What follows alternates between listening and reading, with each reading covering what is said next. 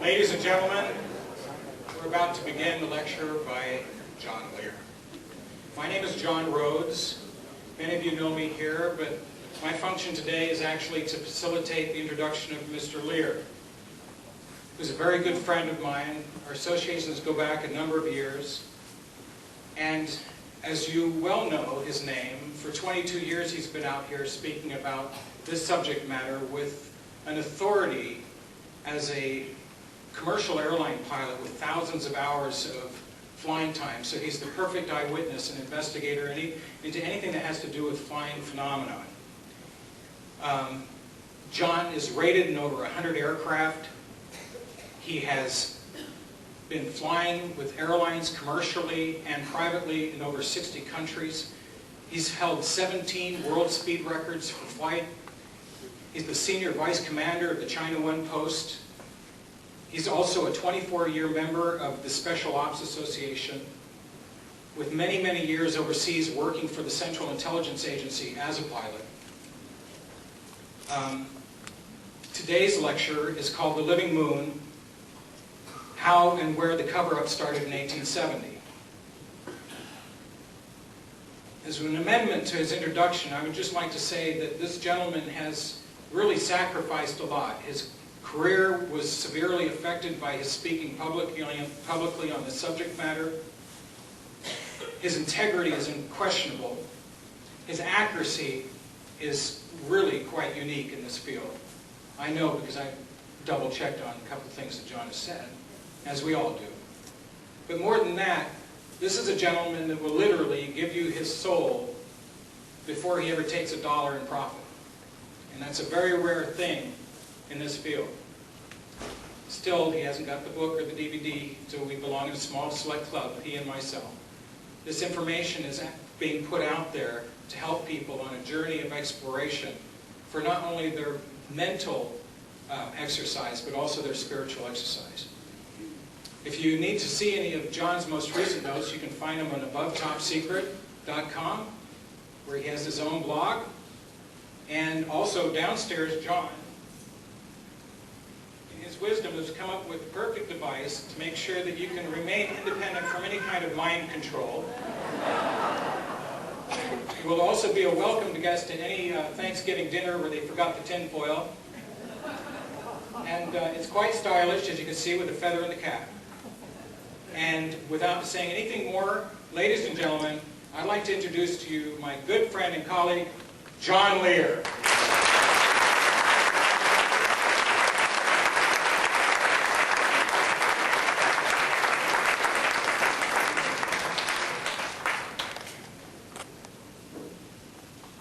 Thank you, John. I've got some good news and bad news. I'll give you the bad news first. We've been scammed again. The good news is I figured it out.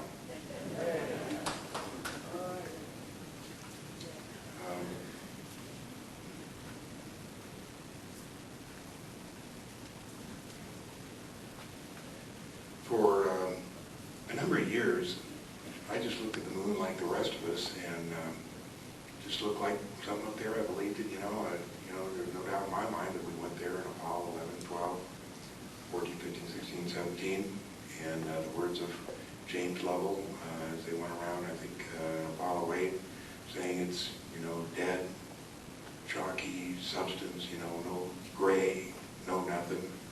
And I really believed that. And a number of years ago, a friend of mine in Chicago said, if you get a chance, come on over and I want to show you some pictures. And I went over and he had a book, a Canadian book. It was called, I think it was Pictorial History of the Moon by Charrington. And he showed me a photo from Lunar Orbiter 5, and I didn't even know the Lunar Orbiter series then. Lunar Orbiter 5, and it was 155 M. And it showed an overview from directly down on the crater Copernicus. And there was 5 huge cylindrical tanks. I mean, it was obvious.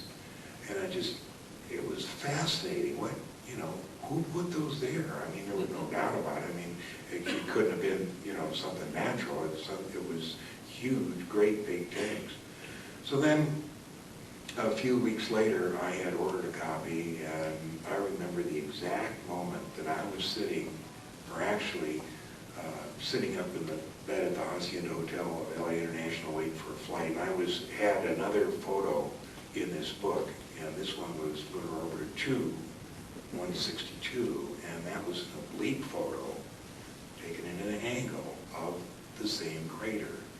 And I looked, and I was looking at it, and I saw vapor clouds going up in this photo, and it was just amazing. I mean, the hairs went up on the back of my neck, and it was just thrilling. I said, there's something going on up there. And I remember calling Richard Hoagland and talked to him about it, and he said, well, you know, draw what you see and send it to me. And I frantically drew what I saw in this photo, put the number of the photo and everything, and FedExed it for the next morning. And this is my first experience with how FedEx can, you know, track anything, because it didn't get there the next morning. And when I called, I said, what happened? They said, you know, it missed the sort. The sort is when the airplanes all come into like Memphis, and then they all go out. When they come in, that's called the sort, where they change all the packages. And I got it free, and it eventually got to Richard, but he didn't have much to say on it. And so over the years, I started ordering photos from NASA. And I think it was like in 1996 or 97, I ordered 5 photos, and one of them was this 62 M of the Copernicus crater, the oblique photo. And when it came in a tube as a negative. Now, I'd never heard of anybody getting negatives, and this was a 16 by 20 negative. It's huge, like that. I thought I was going to get a print that I could look at, you know. So in those days, of course, technology wasn't advanced. Nobody had any way to enlarge a negative or print a negative like that. I did get a contact print, but of course that gives you a negative that you can't tell too much. And so it was like maybe 4 or 5 years until the technology got to where I could take this negative down and get it printed. And when I did, it was just amazing what I saw.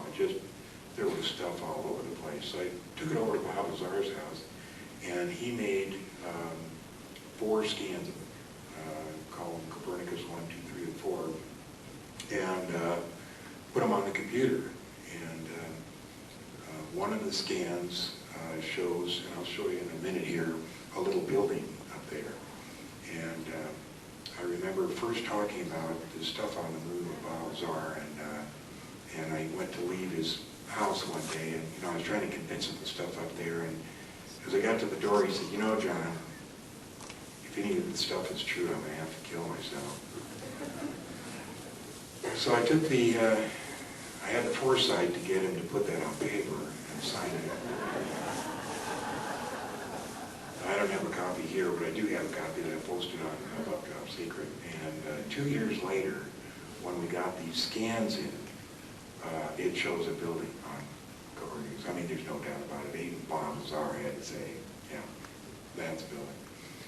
And so as I'm about to walk out, you know, this 2 years later, I said, Bob, you know, I know you're going to honor your promise, and you did promise to kill yourself. And he said, well, like, is there any way I can get out of it? And I said, well, I'll tell you what, if you'll sign this little paper, and it says, I, Bob Lazar,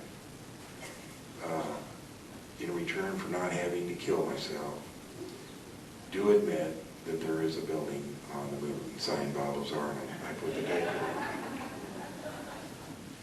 So anyway, those photos sat around until I think a year and a half or a year ago, and I was working, posting on Above Top Secret, and I thought, you know, I'd like to put those on those and see what the guys have to say, because Above Top Secret, they talk about everything, and there's some really sharp guys on there. And